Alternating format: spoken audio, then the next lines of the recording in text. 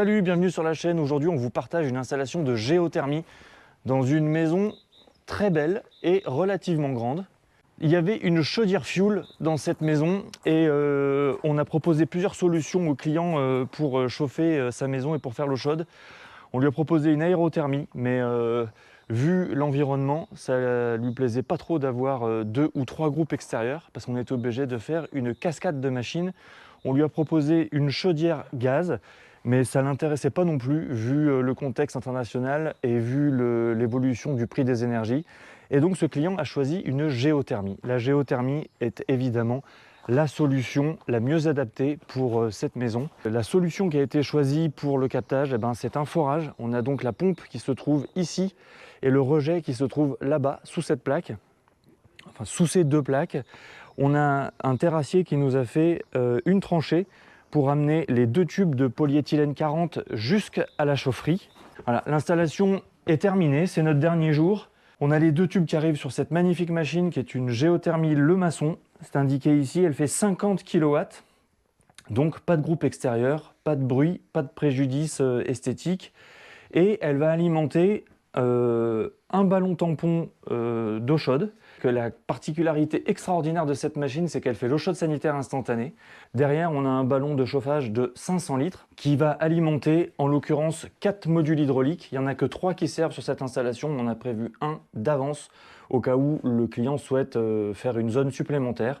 On a donc l'habitation principale et la grange qui a été transformée en habitation aussi, dans laquelle on a un plancher chauffant et des radiateurs. Les départs d'origine ont été repris ici en tube de 28. La colonne principale est en 32 mm et le primaire est en 32 mm aussi. Quel est l'énorme avantage de cette installation? Une géothermie, comme ça capte l'eau à 12 degrés quand on est sur forage, comme c'est le cas ici, on a un COP de 4 voire plus. 4000 litres de fuel, ça nous faisait 40 000 kWh d'énergie par an pour cette maison. Ça va donc nous donner 10 000 kWh consommés sur le réseau électrique. C'est énorme. On ne peut pas obtenir ces coefficients de performance avec une aérothermie. La vidéo, c'est pour tout de suite. Bonne lecture. On a l'équipe de Tigre sur cette installation énorme. On a le petit Tigre, Bibi, et Papa Tigre, Nico, parce que là, il fallait tout le monde. Non, on essaie de soulever, toi. On va pleurer notre 380 kg. Ça, à 4, c'est 100 kg chaque. Oui, mais là on la bascule juste, on la porte pas. On la porte Il pas. faut juste qu'on l'avance de 10 cm sur la palette et après. Alors, on la glisse. Tu l'as, Nico? Ouais, faut juste l'amener au bord de la palette. Tu regardes et tu vérifies que tout va bien. Tu vas cliquer le poignet. 1, 2, hop, et 3. Voilà, stop. Voilà, maintenant il faut la basculer. Tu veux. Ah, quoi, je la redresse un peu? Ouais. 1. Voilà. On la bascule. Ah, et voilà, comme ça, on n'est pas sur les raccords. C'est bon? Pression. Oh, millimètre.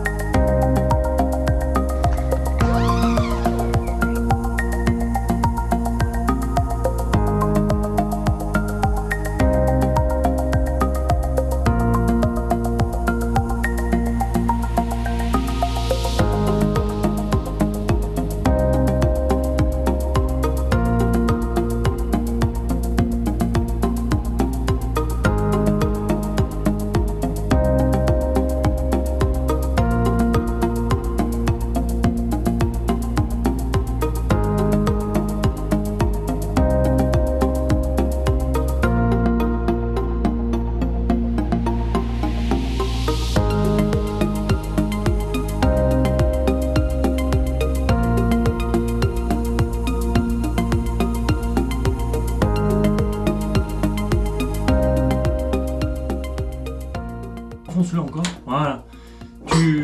Vas-y là. C'est bon.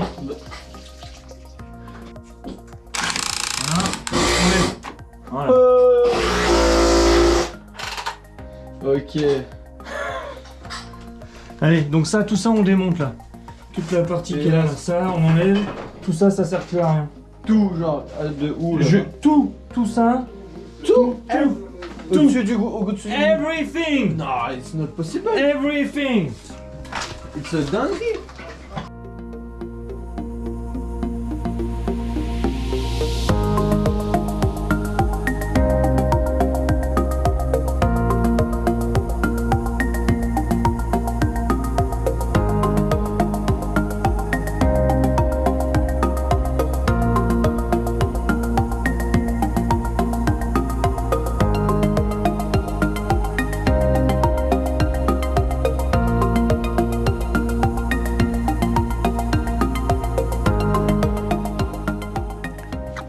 Alors un petit point, donc tous les modules hydrauliques ont été fixés au mur.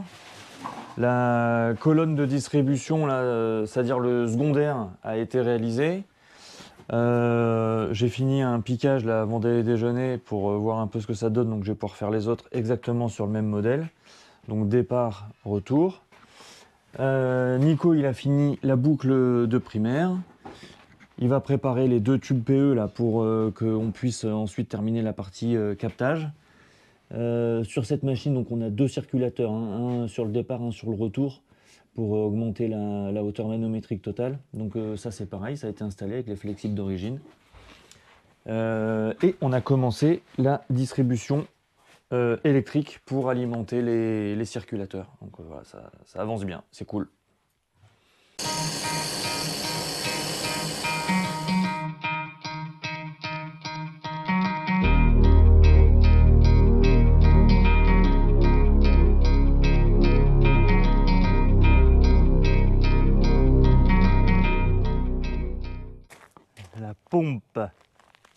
La pompinette.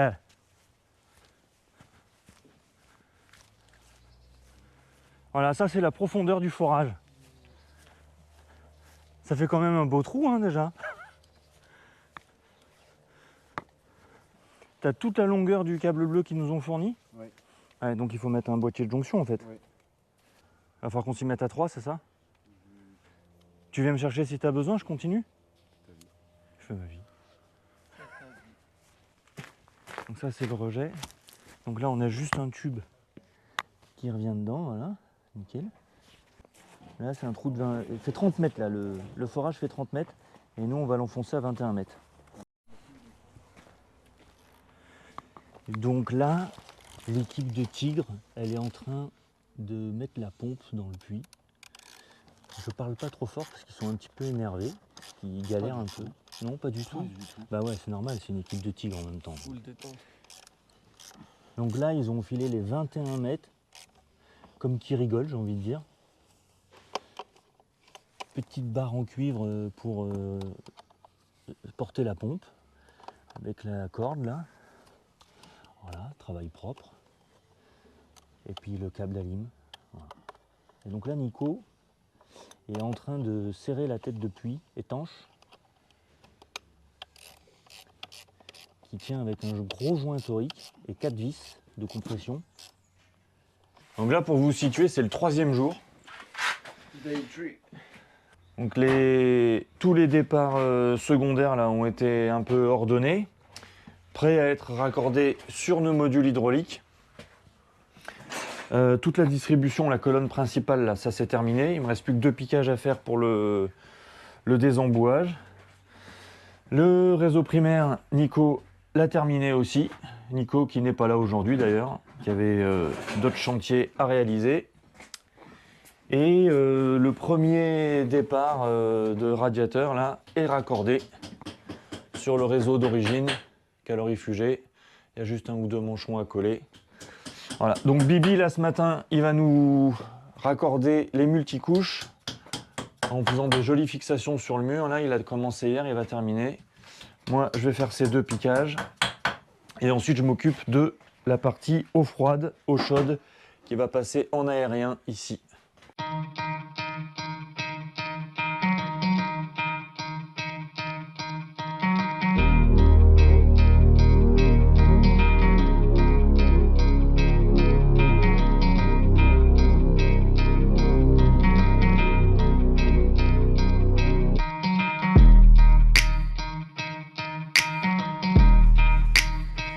Tu vas.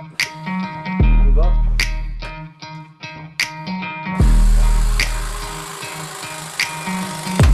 Yeah.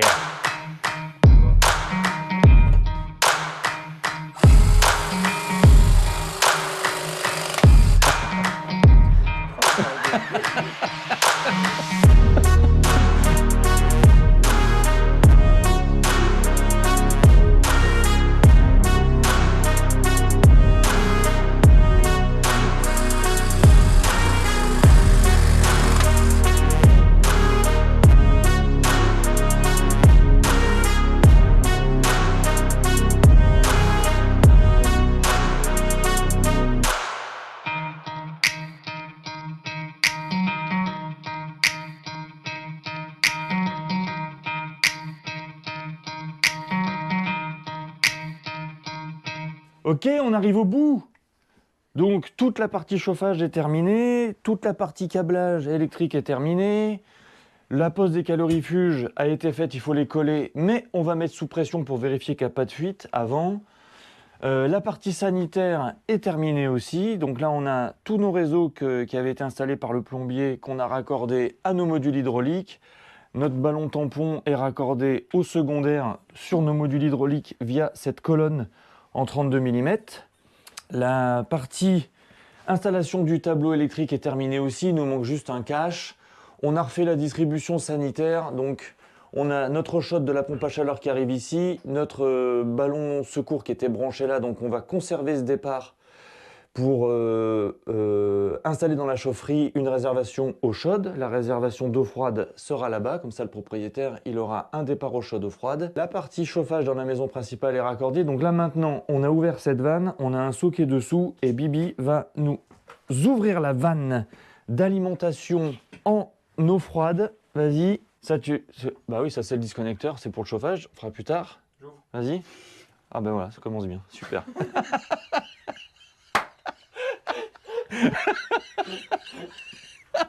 Super, génial. Ah ben ça commence bien, le premier accord après la vanne et bim.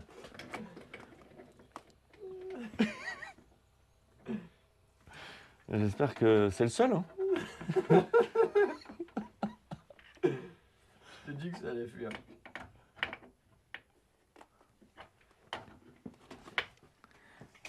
C'est bon, on y va vraiment. Ah ouais.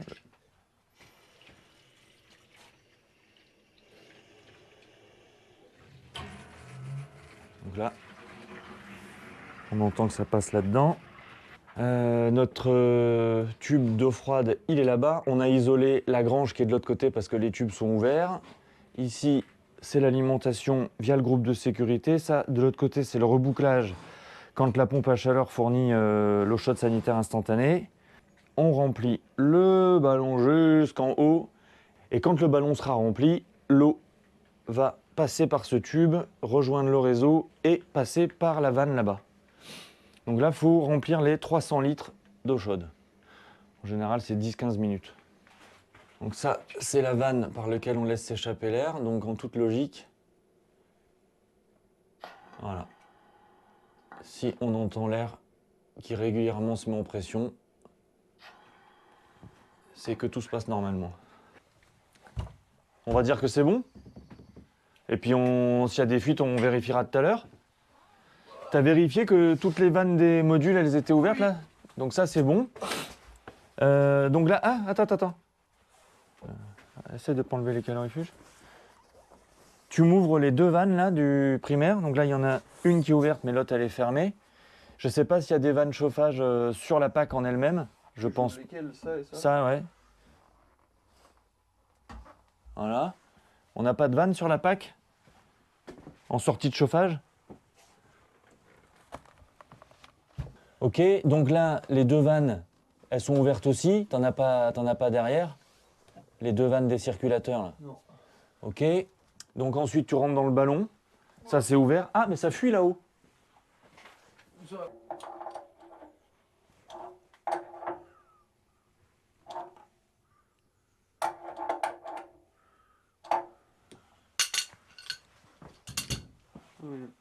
Ah bah oui, hein, on a fait une petite piscine.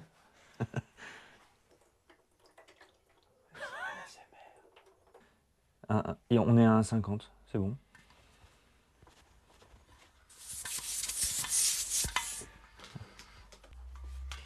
Allez, donne-moi la pompe. Tu peux rouvrir le disconnecteur. Je sais pas si je l'ai serré moi le disconnecteur. Apparemment, ça fuit pas donc c'est bon.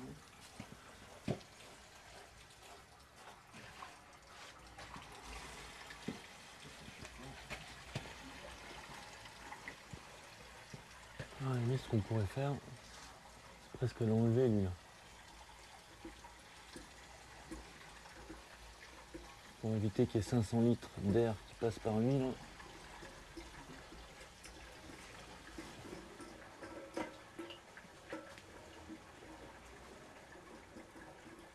Bon, ça va pisser par là, hein,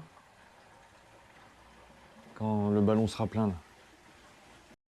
Alors on vous montre l'intérieur de la bête. Parce que là, on est quand même sur une machine géothermique Le Maçon de 50 kW. Donc la machine, elle fonctionne en tout ou rien. Là, hein. On est vraiment sur une machine avec un fonctionnement relativement simple. Et donc le compresseur est à l'intérieur de cette cavité-là. Et ça, là, ce qui circule autour, en fait, c'est l'échangeur qui vient du forage. Et le compresseur est mis au milieu de cette espèce d'hélicoïde là, qu'ils font. Et ensuite, ils remplissent de flocons de laine de roche pour insonoriser le fonctionnement. Tu vois, là, ça, c'est la sortie de l'échangeur. C'est monstrueux. C'est en PE? Ouais, c'est du PE, mais c'est du PE de je sais pas combien. Thermosoudé. Et après, on a la partie frigorifique, bien sûr. Hein. Donc, c'est une très très belle machine, entièrement fabriquée à la main.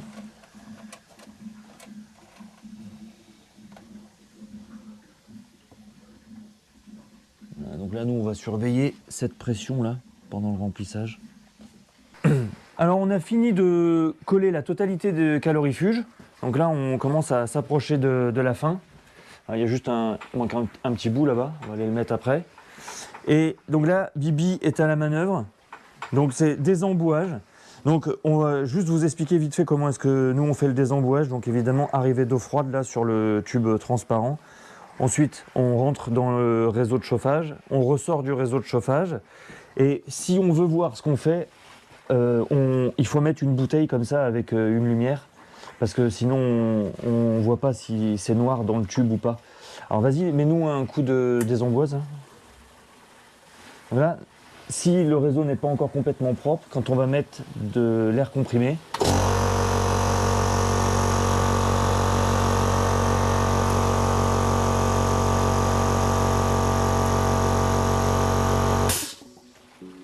il faut attendre que ça arrive.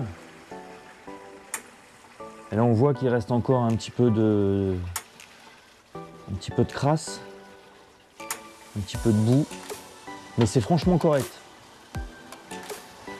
Ça fait au moins 10 minutes hein, qu'on est sur lui. Ouais. Voilà, cette vidéo est terminée, j'espère qu'elle vous a plu. Moi je vous dis à bientôt pour de prochaines aventures. Salut!